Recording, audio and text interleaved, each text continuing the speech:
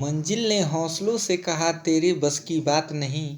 हौसलों ने मंजिल की आंखों में आंखें डाल के कहा चल झुट्ठी तेरी इतनी औकात नहीं। जय हिंद, गुड मॉर्निंग, राधे राधे हमारे प्यारे सभी साथियों को जी के पी स्टडी हब चैनल में आप सभी का तहे दिल से स्वागत है। तो साथियों आज हम देखेंगे इंटरनेशनल लॉ से संबंधित टॉप 20 क्वेश्चन।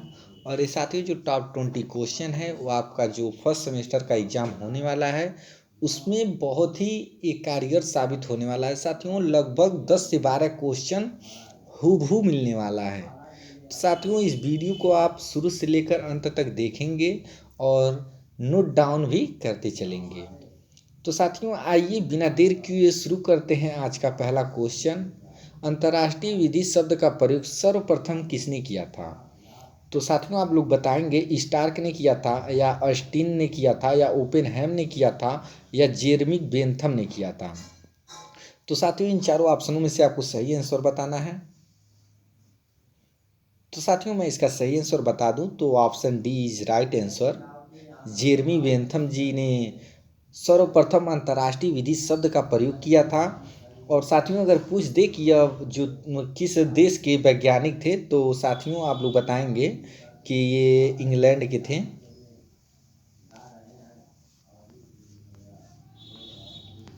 यह कहाँ के थे साथियों? इंग्लैंड के थे।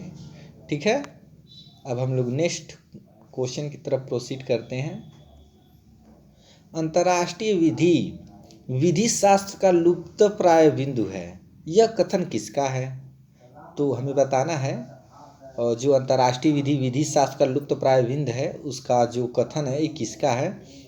तो साथियों पहला ऑप्शन देख लेते हैं, हालैंड, अस्टीन महोदय ने या हब्सन महोदय। इन तीनों ऑप्शनों में से कौन सा सही होगा?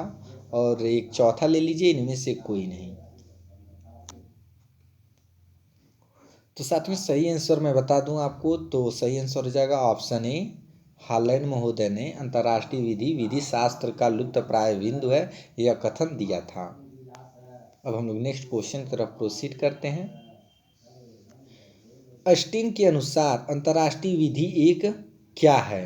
डैश एक क्या है? ठीक है, तो हम लोग देखते हैं विधि है या नैतिकता है या दोनों है। तो मैं बता दूं साथियों इसका सही आंसर हो जाएगा ऑप्शन बी, नैतिकता। नैतिकता इज ये राइट आंसर। नेक्स्ट क्वेश्चन की तरफ प्रोसीड करते हैं। भारतीय संविधान का कौन सा अनुच्छेद अंतर्राष्ट्रीय विधि से संबंधित है? तो साथियों भारतीय संविधान का जो अंतर्राष्ट्रीय विधि से संबंधित आर्टिकल है वो हमें बताना है। तो आइए साथियों पहले देख लेते हैं ऑप्शन ए, आर्टिकल 32। ये साथियों आर्टिकल 32 में क्या है इसे आप लोग देख लेंगे। ठीक है, और आर्टिकल 12 भी देख लेंगे और आर्टिकल 370 भी देख लीजिएगा और आर्टिकल 51। तो साथियों इसमें अंतर्राष्ट्रीय विधि से संबंधित बातें कही गई हैं। वैसे साथियों अगर हम बात करते हैं आर्टिकल 32 की तो इसे आत्मा कहा जाता है, आर्टिकल 32 को। और साथियों आर्टिकल 32 को मैं बता दूं तो आत्मा किसने कहा था? तो डॉक्टर भीमराव अम्बेडकर जी ने इसे संविधान का आत्मा कहा है। ठीक है, और 12 में साथियों अगर हम बात करें 12 की तो इसमें राज्य की परिभाषा के बारे में कहा गया है। ठीक है, तो अब हम नेक्स्ट क्वेश्चन की तरफ प्रोसीड करते हैं। अगला क्वेश्चन आपकी स्क्रीन पर, अंतर्राष्ट्रीय न्यायालय का मुख्यालय कहाँ स्थित है? तो हमें अंतर्राष्ट्रीय न्यायालय का मुख्यालय बताना है। तो देख लेते हैं, option A Hague, option B Geneva, option C New York, option D इनमें से कोई नहीं। तो साथियों इसका सही आंसर जो है वो हो जाएगा option A the Hague. The Hague इसका सही आंसर हो जाएगा। अब हम लोग नेक्स्ट क्वेश्चन की तरफ प्रोसीड करते हैं। तो साथियों छठवां क्वेश्चन आपकी स्क्रीन पर, राष्ट्र संघ की स्थापना कब हुई थी? राष्ट्र संघ की स्थापना कब हुई थी हमें बताना है। 24 अक्टूबर 1919 को हुआ था या 4 सितंबर 1934 को हुआ था या 10 जनवरी 1920 को हुआ था या इनमें से कोई नहीं। तो मैं बता देना चाहता हूँ साथियों, इसका सही आंसर हो जाएगा 10 जनवरी 1920 को राष्ट्रसंघ की स्थापना हुई थी। अब हम लोग नेक्स्ट क्वेश्चन की तरफ प्रोसीड करते हैं। अगला क्वेश्चन आपकी स्क्रीन पर, 7वां क्वेश्चन, संयुक्त राष्ट्र संघ का मुख्यालय कहाँ स्थित है? तो संयुक्त राष्ट्र संघ यानी यूएनओ का मुख्यालय हमें बताना है, न्यूयॉर्क में है या कनाडा में है या जिनेवा में है या इनमें से कोई नहीं। तो आई होप आप सभी लोग साथियों इसका आंसर जानते ही होंगे। तो इसका सही आंसर हो जाएगा ऑप्शन ए, न्यूयॉर्क। और इससे साथियों मिला जुला क्वेश्चन अगर पूछा जाए एग्जाम में तो वो भी आप लोग बता दीजिएगा। अगर ये पूछ दे कि यूएनओ की स्थापना कब हुआ था, यूएनओ का 24 अक्टूबर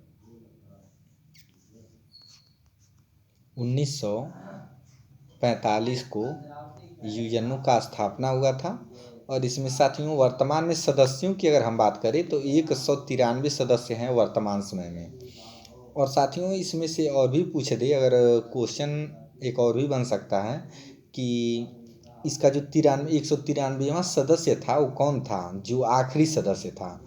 तो आप लोग बता देंगे दक्षिणी सूडान। ठीक है, दक्षिणी सूडान।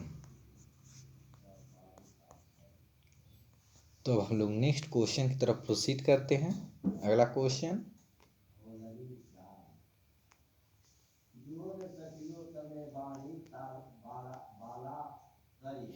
8वां क्वेश्चन आपकी स्क्रीन पर है।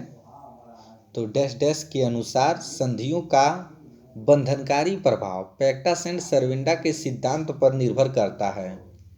तो हमें बताना है साथियों, पैक्टा सेंट सरविंडा सिद्धांत पर निर्भर करता है स्टार्क महोदय या ऑस्टिन महोदय या एंजिलियार्टी महोदय।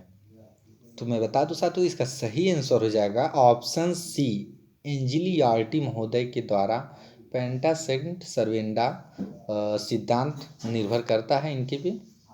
अब हम लोग नवा क्वेश्चन देख लेते हैं।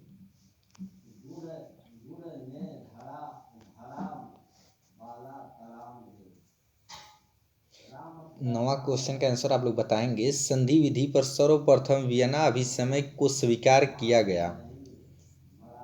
तो कब स्वीकार किया गया था हमें बताना है, 1945 में या 1969 में या 1919 में या इनमें से कोई नहीं। तो साथियों इसका सही आंसर मैं बता दूं तो 1969 में स्वीकार किया गया था। नेक्स्ट क्वेश्चन की तरफ प्रोसीड करते हैं। अगला क्वेश्चन आपकी स्क्रीन पर, संयुक्त राष्ट्र संघ की सामान्य सभा ने मानव अधिकारों की सार्वभौमिक घोषणा को कब स्वीकार किया? मानव अधिकारों की सार्वभौमिक घोषणा को कब स्वीकार किया गया था वो हमें बताना है। तो आई होप जितने भी हमारे छात्र इस वीडियो को देख रहे हैं वो सभी लोग इसका आंसर लगभग जान चुके होंगे कि इसका सही आंसर क्या होगा। फिर भी मैं आपको बता देता हूँ, ऑप्शन दे देता हूँ, 10 जनवरी 1948, 24 अक्टूबर 1945, 10 दिसंबर 1948। तो आप लोग बताएंगे साथियों इसका सही आंसर क्या होगा। तो मैं बता देना चाहता हूँ साथियों, 10 दिसंबर को आप सभी लोग जानते हैं कि मानवाधिकार दिवस मनाया जाता है और ये 1948 में इसकी घोषणा हुई थी और स्वीकृति प्रदान की गई थी। और साथियों ऑप्शन बी की अगर हम बात करें, 24 अक्टूबर 1945 को यूएनओ की स्थापना हुई थी। ठीक है, अब हम लोग बढ़ते हैं नेक्स्ट को। तो साथियों 11वां क्वेश्चन का आंसर बताएंगे, अंतर्राष्ट्रीय विधि के विषय के संबंध में प्रचलित सिद्धांत है यथार्थवादी का सिद्धांत, कल्पित का सिद्धांत, क्रियात्मक का सिद्धांत या उपरोक्त सभी। तो मैं बता देना चाहता हूँ साथियों जो इसका सही आंसर हो जाएगा option D is right answer. ये तीनों सिद्धांत क्या हैं? अंतर्राष्ट्रीय विधि के विषय के संबंध में प्रचलित सिद्धांत हैं। अब हम लोग नेक्स्ट क्वेश्चन की तरफ प्रोसीड करते हैं। यथार्थवादी सिद्धांत के अनुसार डैश अंतर्राष्ट्रीय विधि का विषय है। तो अंतर्राष्ट्रीय विधि का विषय क्या है? अंतर्राष्ट्रीय संगठन है या व्यक्ति है या राज्य है या उपरोक्त सभी। तो मैं बता दूं साथियों जो यथार्थवादी सिद्धांत है वो राज्य से संबंधित होते हैं और इसे याद करने का अगर तरीका बताएं साथियों, कोरिलेट करके याद करने का तरीका, तो देखिए यथार्थवादी का सिद्धांत और राज्य, ये दोनों मिलता जुलता शब्द है ना। ये राज्य जो है य से खत्म हो रहा और यथार्थवादी य से शुरू हो रहा, राज्य यथार्थवादी। नेक्स्ट क्वेश्चन की तरफ प्रोसीड करते हैं, ज़्यादा समय नहीं लेंगे आप लोगों का, जल्दी जल्दी क्वेश्चन को हम करा देते हैं। कल्पित सिद्धांत के अनुसार क्या अंतर्राष्ट्रीय विधि एक विषय है? तो हमें बताना है क्या एक विषय है। तो देख लेते हैं ऑप्शन ए, केवल व्यक्ति, केवल राज्य और व्यक्ति दोनों। तो साथियों इन तीनों ऑप्शनों में से हमें आंसर इसका बताना है। इन्हीं तीनों ऑप्शन में से ही आंसर एक है, तो इसका सही आंसर हो जाएगा केवल व्यक्ति। ठीक है साथियों, यहाँ भी कोरिलेट करके याद कर लेंगे साथियों। देखिए कल्पित सिद्धांत है ना, तो यहाँ पे कल्पित सिद्धांत, यहाँ पे भी देखिए व्यक्ति जो है लास्ट में ख़त्म हो रहा है, को आ रहा है ना, व्यक्ति, ठीक है, को आ रहा है और कल्पित सिद्धांत, तो कोरिलेट करके चीज़ों को याद करते चलेंगे। अब हम लोग बढ़ते हैं नेक्स्ट क्वेश्चन की तरफ। अंतर्राष्ट्रीय विधि का आधार क्या है? अंतर्राष्ट्रीय विधि का आधार क्या है वो हमें बताना है। तो आइए देख लेते हैं क्या ऑप्शन में दिया है, प्राकृतिकवादी सिद्धांत या सार्थक सिद्धांत या ए और बी दोनों। तो मैं बता दूं जो ऑप्शन ए और बी हैं ये दोनों हो जाएंगे, प्राकृतिकवादी सिद्धांत और सार्थकवादी सिद्धांत।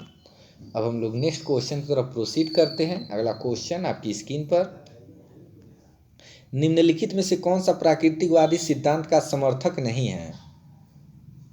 तो कौन समर्थक नहीं है, अभी हम लोग यहाँ पे साथियों ऑप्शन देखने की ज़रूरत ही नहीं है, डायरेक्ट ही आंसर देख लेते हैं। एंजिलियार्टी जो हैं ये प्राकृतिकवादी के समर्थक नहीं हैं, ठीक है, क्योंकि ये साथियों आई थिंक अभी हम लोग इस क्वेश्चन को देखें, एंजिलियार्टी जो है वो सार्थक सिद्धांत के समर्थक हैं, ठीक है। अब हम लोग नेक्स्ट क्वेश्चन की तरफ प्रोसीड करते हैं।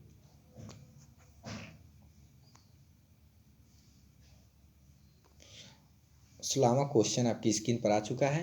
वियना अभिसमय के किस अनुच्छेद के अनुसार संधि एक करार है जिसके द्वारा दो या दो से अधिक राज्य अंतर्राष्ट्रीय विधि के अंतर्गत अपने संबंध या तो स्थापित करते हैं या करने की चेष्टा रखते हैं? यह बात किस आर्टिकल में कही गई है? आर्टिकल 14 में कही गई है या आर्टिकल 38 में कही गई है या आर्टिकल 2 में कही गई है या इनमें से कोई नहीं?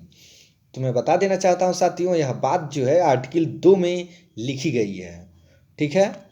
अब हम लोग बढ़ते हैं नेक्स्ट क्वेश्चन की तरफ। अंतर्राष्ट्रीय विधि तथा राष्ट्रीय विधि के मध्य संबंध से संबंधित सिद्धांत हैं। जो अंतर्राष्ट्रीय विधि है साथियों, अंतर्राष्ट्रीय विधि तथा राष्ट्रीय विधि के मध्य संबंध से संबंधित सिद्धांत हैं। तो ये कौन से द्वैतात्मक सिद्धांत हैं या रूपांतरिक सिद्धांत हैं या प्रत्योजन सिद्धांत हैं या उपरोक्त सभी? इन चारों ऑप्शनों में से हमें बताना है। तो मैं बता दूं साथियों, इसका सही आंसर जो है वो ऑप्शन ए हो जाएगा, द्वैतात्मक सिद्धांत। अब हम लोग नेक्स्ट क्वेश्चन की तरफ प्रोसीड करते हैं। निम्नलिखित में से रूपांतरिक सिद्धांत के प्रतिपादक कौन है?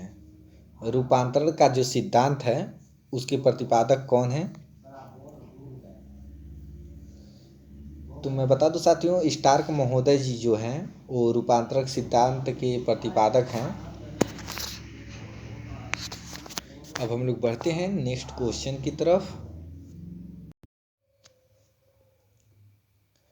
तो साथियों आखिरी क्वेश्चन का आंसर आप लोग बताएंगे,